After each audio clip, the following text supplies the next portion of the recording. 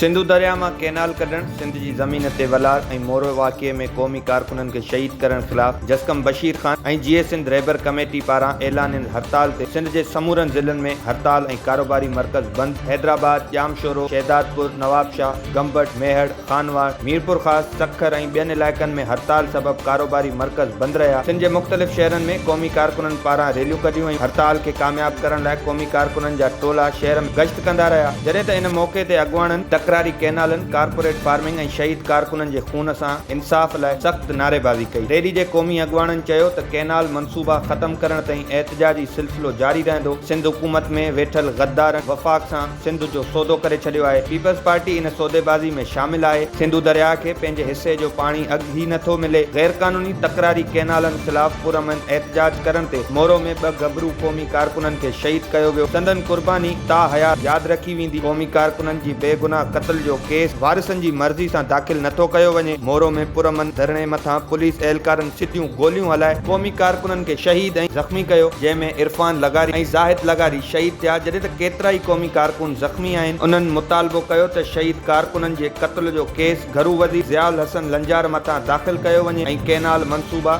Corporate farming वारो मनसूबो फौरी तौर ख़त्म कयो वञे।